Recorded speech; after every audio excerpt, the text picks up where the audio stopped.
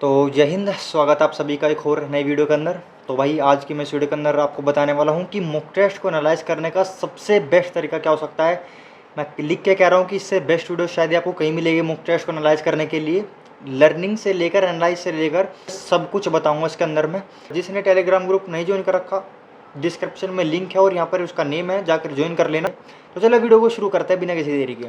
देखिए, मैं आज मॉक टेस्ट को एनालाइज करने के लिए यहाँ पर एग्जाम्पल के लिए RWA का मॉक टेस्ट ले रहा हूँ मैं, ठीक है। आप ये स्ट्रेटेजी आप किसी में भी लगा लेना, हर किसी में काम कर जाएगी, चाहे टेक्स्ट बुक हो, हॉलीवुड बोर्ड हो, कोई भी हो। तो देखो मेरे भाई, एनालाइज स्टार्ट करने से पहले एक बार इन दो मॉक टेस्ट के स्क्रीनशॉट को देखो जो मेरे पर्सनल हैं। और एक तरफ आए हैं 84 नंबर, एक तरफ आए हैं 70 नंबर। ऑलमोस्ट 70 ही है, एक दो मैन मिस्टेक हो जाती है क्वेश्चन में, वो उसको इग्नोर करो, 70 ही मान के चलो। यहाँ पे 84 मान लो, ठीक है। ये बिल्कुल लेटेस्ट है, ये 25 जून को दिया था मैंने, वो है। और ये लगभग शायद 3 या 4 जून को दिया था, वो ये वाला है। आप इन दोनों के बीच में कंपैरिजन देखो।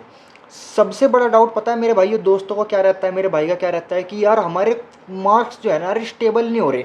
कभी तो 50 आ रहे हैं, कभी 70 आ रहे हैं, कभी 85 आ रहे हैं, कभी 60 आ रहे हैं। भाई मेरे भी ऐसे ही है, एक बार आप देख लो। इधर तो मेरे 84, इधर मेरे 70 है।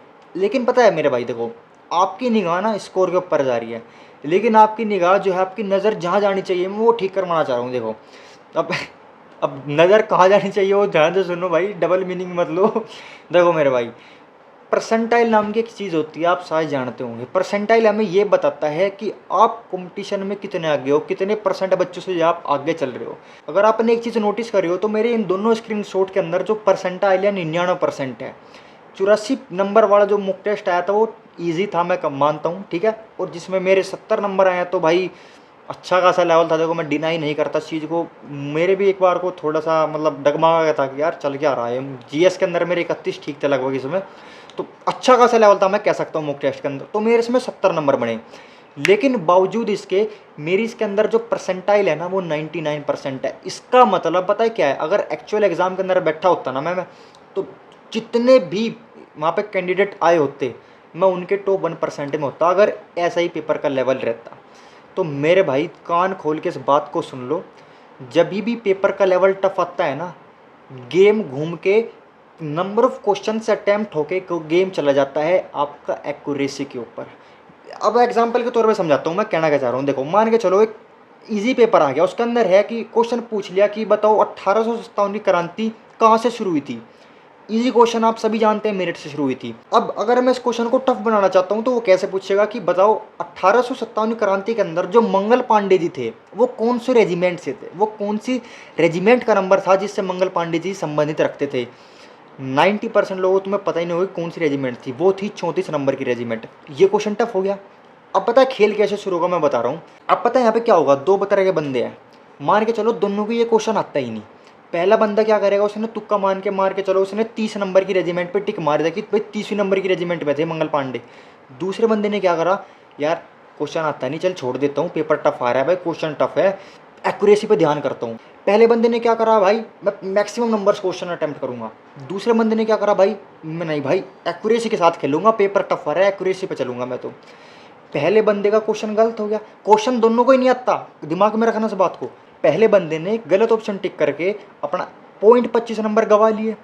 दूसरे बंदे ने ना तो कुछ गेन किया ना ही कुछ लॉस किया, वो 0 नंबर पे टिका है, ये माइनस में पॉइंट 25 पे चले गया। अब अगर मैं परसेंटाइल निकाल लूँगा इनकी, तो ये बताओ परसेंटाइल किसकी ज़्यादा मिलेगी, जिसने क्वेश्चन अटैम्प्ट ही ना करोगा, है ना। पेपर टफ है, क्वेश्चन टफ है, आता दोनों को ही नहीं, लेकिन परसेंटाइल इसकी ज़्यादा है, स्कोर इसका ज़्यादा हो गया। इसलिए मैं कह रहा हूँ मेरे भाई, स्कोर को कभी भी आप अपने मन में रखो ही मत। मैं सही बता रहा हूँ। आप सोचते हो कि यार 80 नंबर आ ही नहीं रहे, 80 का टारगेट, 80 पे कट हो जाएगी, कैसे आएगा, फ्लक्चुएशन हो रही है स्कोर में। मेरे भाई फ्लक्चुएशन हमेशा होगी। पेपर इजी आ गया, स्कोर ऊपर उठ जाएगा, पेपर टफ आ गया और स्कोर नीचे चला जाएगा। इसलिए हमेशा अपनी परसेंटाइल पे ध्यान दो। परसेंटाइल कैसे बढ़ती है, एक्यूरेसी पे ध्यान देना। इस बात को गांठ मार के रख लो अपने दिमाग में, जब भी पेपर टफ आएगा एक्यूरेसी का खेल रहता है सिलेक्शन में सारा, क्योंकि एक्यूरेसी आपकी परसेंटाइल उभारेगी ऊपर, ठीक है। तो समझ गए ना मैं क्या कहना चाह रहा हूँ। दोनों के अंदर मेरी परसेंटाइल कंपेयर कर लेना। स्कोर में तो फ्लक्चुएशन है, लेकिन परसेंटाइल में फ्लक्चुएशन नहीं मिलेगा। क्यों? क्योंकि एक्यूरेसी का खेल है भाई सारा। जब भी पेपर टफ आएगा ये समझ लो, अब game number of questions attempt का है ही नहीं, अब गेम है नंबर ऑफ करेक्ट क्वेश्चंस आप कितने करोगे, ठीक है। तो भाई देखो थोड़ा सा डिटेल में समझाना पड़ता है क्योंकि बहुत इंपॉर्टेंट चीज़ थी ये। अब किस तरीके से हर एक सेक्शन को एनालाइज किया जाता है, हर एक सब्जेक्ट को, वो मैं बात करता हूँ। आइए सबसे पहले बात करता हूँ जीएस वाले सेक्शन की। देखो मैं ना जीएस को 3 तरह के पोर्शन में डिवाइड करता हूँ। 3 तरह के क्वेश्चन होते हैं जीएस के अंदर। एक तो वो जो पहले ही देखता आपको पहले झटके में हो जाएगा, जैसे फॉर एग्जाम्पल 1857 क्रांति में सबसे पहले स्वतंत्रता सेनानी कौन थे जो शहीद हुए थे? मंगल पांडे। बच्चे बच्चे की जुबान पे है, इजी क्वेश्चन की कैटेगरी में रखता हूँ उसको मैं।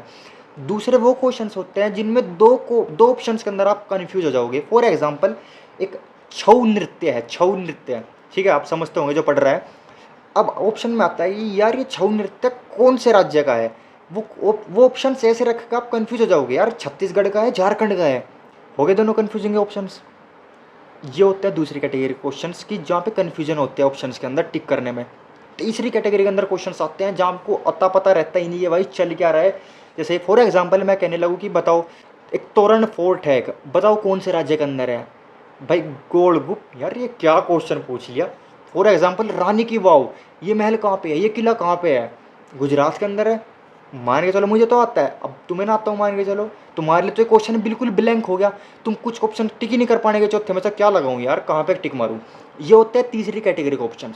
तो हर किसी की बात करता हूँ मेरे भाई। देखो सबसे जो पहली कैटेगरी होती है ना, उसमें सबसे बड़ी गलती बच्चा, पता है बच्चे क्या करते हैं, मेरे भाई क्या करते हैं कि अरे यार ये तो क्वेश्चन ईजी था, इसमें क्या ही एनालाइज करूँ, चल छोटो स्किप करो उस क्वेश्चन को। नहीं मेरे भाई, इजी क्वेश्चन कभी भी ठीक करने के लिए आता ही नहीं। इजी क्वेश्चन हमेशा आपको कुछ ना कुछ सिखाने के लिए आता है। फॉर एग्जांपल जो आरडब्ल्यू का आप मॉक लगाओगे उसके डिस्क्रिप्शन में जाना, हर क्वेश्चन के डिस्क्रिप्शन में कुछ ना कुछ उस ऑप्शन से रिलेटेड जो है ना इन्फॉर्मेशन दी होती है, वो बड़ी इंपॉर्टेंट होती है।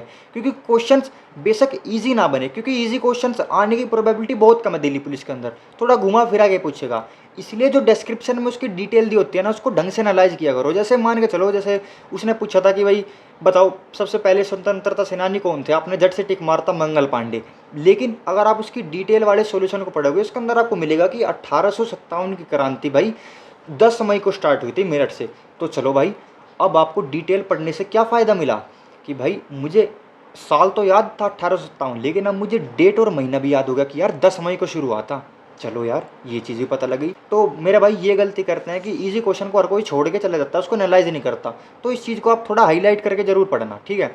अब दूसरे टाइप के क्वेश्चन पे आते हैं जहाँ पे आपको कन्फ्यूजन रहता है दो ऑप्शन में कि यार जैसे मैंने आपको एग्जाम्पल दिया था कि छऊ नृत्य छत्तीसगढ़ का है झारखंड का है। अब जैसे मैं लिख के कह सकता हूँ कि आप में से 50% पब्लिक जो है वो थोड़ा कन्फ्यूजन में पड़ रही होगी, यार ये तो मुझे भी नहीं आता, छत्तीसगढ़ में है झारखंड में है, कहाँ है छऊ नृत्य, पढ़ा तो था। तो आपकी भाई पता है कमी पकड़ ली अभी मैंने, और आपको भी पता लगी होगी आपकी कमी है रिवीजन।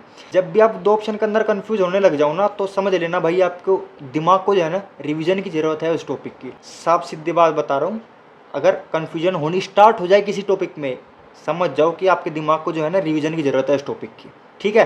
अब मैं तीसरे टाइप के क्वेश्चन की बात करता हूँ जहाँ पे मतलब आपको ये लगता है कि यार ये कैसे करूँ, क्वेश्चन तो आ ही नहीं रहा। जैसे लुसाई की पहाड़ियाँ कहाँ पर है, मुझे पता है मिजोरम में, लेकिन अगर आपको ना पता हो आपके लिए तो बिल्कुल नील है ये क्वेश्चन, नील बटे सन्नाटा। उन क्वेश्चंस को आप कैसे कर सकते हो सही, मतलब इंप्रूवमेंट कैसे कर सकते हो उन क्वेश्चन को, अगर नेक्स्ट टाइम मॉक में वो क्वेश्चन आए तो वो कैसे ठीक होगा। अब मेरे भाई इस चीज़ का सॉल्यूशन जानने से पहले ना आप एक बार ये स्क्रीनशॉट को बड़े तरीके से देख लो जो मैंने अपनी स्क्रीन के सामने लगा रखे हैं। एक नहीं कई सारे स्क्रीनशॉट, आप एक बार ध्यान से देख लो। आप सोच रहे होंगे कि भाई ये क्या खिचड़ी से पका रखी इसने व्हाइट बोर्ड के ऊपर। मेरे भाई मैं बताता हूँ कर क्या रखा है मैंने। ये मेरे एक सर थे, मैंने आपको बताया था आईआईटी कोचिंग देते थे, उन्होंने बताया था ये चीज़। वो कहते थे कि भाई जो फॉर्मूला तुझे याद ना हो ना, उस फॉर्मूले को पेपर पे लिख के चिपका ले अपनी स्टडी टेबल के सामने। दिन के अंदर अगर तू 3-4 बार भी दिखेगा ना तो तेरे दिमाग में वो परमानेंट छप जाएगा। वही चीज़ मैंने एसएससी और दिल्ली पुलिस के अंदर अप्लाई कर रहा हूँ। पता करता मैं क्या हूँ, मैंने अपनी एक लिस्ट बना रखी है कि भाई इन टॉपिक्स के अंदर से मेरे ज़्यादा क्वेश्चंस गलत होते हैं, मतलब यहाँ से मुझे आइडिया नहीं रहता कि यार कहाँ कौन से ऑप्शन पर टिक मारूँ।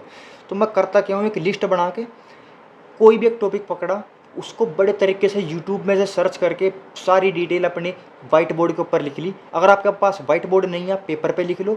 पेपर पे लिख कर जहाँ भी आप पढ़ते हो उस कमरे के अंदर अपने सामने एक दीवार पे इसको, प्लेन दीवार पे इसको चिपका लो। और एक हफ्ते के लिए दिन में डेली 3-4 बार आपकी अगर निगाह भी पड़ेगी ना, आप एक भी टॉपिक को ऐसे पढ़ते रहोगे 3-4 बार भी निगाह पड़ेगी, एक हफ्ते के अंदर आपका वो पूरा टॉपिक आपके दिमाग में छप जाएगा। लिख के दे रहा हूँ गारंटी के साथ में। पता होता है क्या, देखो ऐसा होता है जैसे मान के चलो मैं अपना बता रहा हूँ, जैसे बहुत बार क्या होता है मैं खाली बैठ गया, फ्री हूँ मैं, अपना पढ़ाई पूरी कर लिया आज की, अब मैं फ्री बैठा हूँ कमरे के अंदर अपना।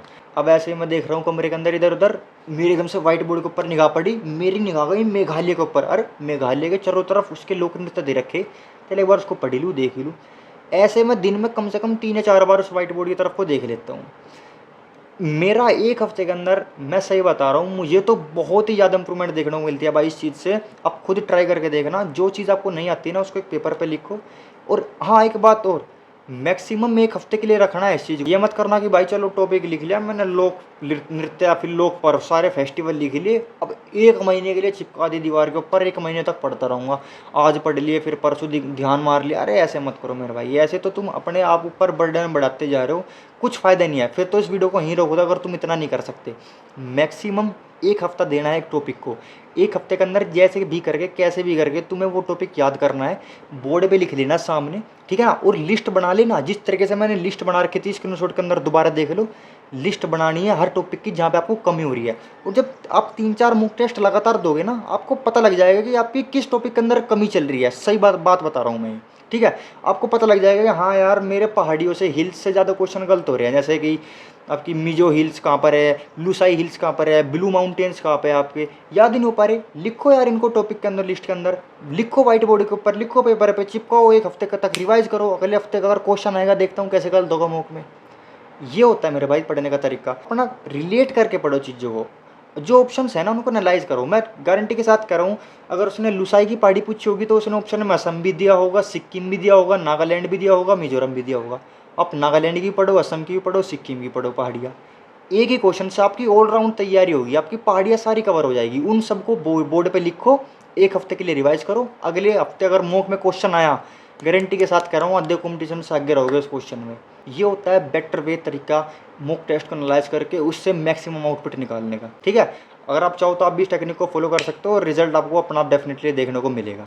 अब बात करता हूँ मैथ्स की। देखो मेरे भाई, मैथ्स में लोग बात करते क्या है कि अरे ये क्वेश्चन तो आया नहीं, चलो कोई नहीं, अगली बार आएगा तो ठीक कर दूंगा। मान के चलो प्रॉफिट लॉस का क्वेश्चन तुम्हारे सामने आया, तुमने क्या किया, अरे प्रॉफिट लॉस का यार ये तो कुछ ज़्यादा ही टफ क्वेश्चन था, शायद अगली बार ना आए ऐसा, अगली बार वो क्वेश्चन हो जाए जो मेरे साथ है, वो आ जाए क्वेश्चन। चलो ठीक है, अगली बार फिर वही क्वेश्चन आ गया, तुम क्या कर लोगे। तो इसलिए मेरे भाई एक काम करो, आप डाउट सोल्व करने के लिए जिस क्वेश्चन में आपको दिक्कत होती है ना, उन्हीं के लिए एक डाउट सोल्विंग एक अलग से बुक बना लो। उनके अंदर कोई भी आपको कॉन्सेप्ट नहीं लिखना कि पूरा चैप्टर लिख रहे हो डिटेल के साथ में, नहीं, केवल उन्हीं क्वेश्चंस को लिखते रहो जो आपसे मॉक टेस्ट के अंदर नहीं हुआ, या फिर आपको ये लगता है कि भाई अगली बार अगर ये क्वेश्चन दोबारा से आया तो मेरे से नहीं होगा, ठीक है ना। तो इन क्वेश्चंस को अपनी नोटबुक के अंदर लिखो और हर संडे को उनको रिवाइज करते रहो। Sunday is equals to revision day मैंने बता रखा है। हर संडे को इन क्वेश्चंस को बार बार देखो। ये नहीं कि एक संडे को देख लिया अगले संडे को स्किप कर दिया, नहीं, हर संडे को देखो। एक टाइम के बाद तुम्हें जो सबसे टफ क्वेश्चन लगता था ना, सबसे इजी क्वेश्चन लगेगा। तुम इतनी बार रिवाइज कर दोगे उस क्वेश्चन को, तुम्हें लगेगा कि अरे यार ये तो कुछ भी नहीं क्वेश्चन, इसमें तो इससे गुणा करनी है, इसमें भाग देना है, ये प्लस करना है, बात खत्म। और वही क्वेश्चन उन भाइयों के लिए टफ हो जाएगा जिसने कभी इसको रिवाइज नहीं किया होगा या फिर जिसको उसका कॉन्सेप्ट आता नहीं है। तो मेरे भाई सबसे इजी तरीका है मैथ्स के अंदर, जो क्वेश्चन नहीं आता ना उसकी एक नोटबुक बना लो अलग से प्रैक्टिस के लिए कि भाई मेरी ये डाउट सॉल्विंग नोटबुक है। अब मैं बात करता हूँ रीजनिंग की। अब रीजनिंग में बहुत से भाई मेरे से क्या कहते हैं कि भाई मैं रीजनिंग की नोटबुक बना लूँ क्या, रफ मतलब अपने सारे लॉजिक्स के लिए अलग से नोटबुक बना लूँ, जो क्वेश्चन नहीं होता उसको नोट कर दूँ बुक के अंदर। सबसे बड़ी गलती करो मेरे भाई। देखो रीजनिंग के अंदर दुनिया भर के लॉजिक लगते हैं, अगर हर लॉजिक को आप नोटबुक के अंदर उतारने जाओगे ना तो एक अलग से बुक बना दोगे आप रीजनिंग की। इसलिए मेरे भाई रीजनिंग के अंदर नोटबुक बनाओ, एक बार देख लो बस कि हाँ चलो ये क्वेश्चन है, नहीं हुआ मेरे से कोई नहीं, एक बार इसका लॉजिक देख लिया, चलो गुणा के 2 करके 3 घटाए हैं, अगली बार ऐसा कुछ मिलता जुलता क्वेश्चन आएगा तो एक बार इस लॉजिक को अपने माइंड में रखूंगा मैं, बस ये सोच के करा करो रीजनिंग को एनालाइज। ये मत करा करो यार हर क्वेश्चन को बस ये नहीं हुआ था उसको भी लिखूंगा कॉपी के अंदर, ऐसे तो बहुत मोटी बुक हो जाएगी मेरे भाई आपकी। पेपर तक आप रीजनिंग के डाउट ही लिखते रहोगे नोटबुक के अंदर, लेकिन कभी तुम्हारे डाउट खत्म नहीं होंगे। इसलिए उसकी नोटबुक मत बनाना, बस एक बार ऊपर ऊपर से देख लेना कि ताकि अगली बार अगर ऐसा मिलता जुलता क्वेश्चन आए तो मैं इस लॉजिक को भी लगाने की एक बार सोचूंगा उस क्वेश्चन में, ठीक है। बस रीजनिंग में इतना करना है आपको। एक आखिरी टॉपिक है जीके। जीके में आपको मैं जितना मैंने आपको जीएस के अंदर बताया ना, बिल्कुल सेम आपको डिट्टो कॉपी करना है कंप्यूटर के अंदर। जैसे मान के चलो आपको शॉर्टकट की याद नहीं हो रही, लिखो यार, पेज पे लिखो, चिपकाओ, सीधा ठप्पा मारो दीवार के ऊपर, 1 हफ्ते तक रिवाइज करो। अगले हफ्ते अगर MS एक्सेल से मान के चलो कोई क्वेश्चन आया, शॉर्टकट की पूछ तो मेरे भाई, शॉर्टकट ही ठीक करेंगे हम तेरे भाई। मॉक टेस्ट एनालाइज में सिर्फ इतना ही था, तो मिलते हैं कभी और अगली वीडियो में। इसमें इतना ही था, तब तक के लिए जय हिंद।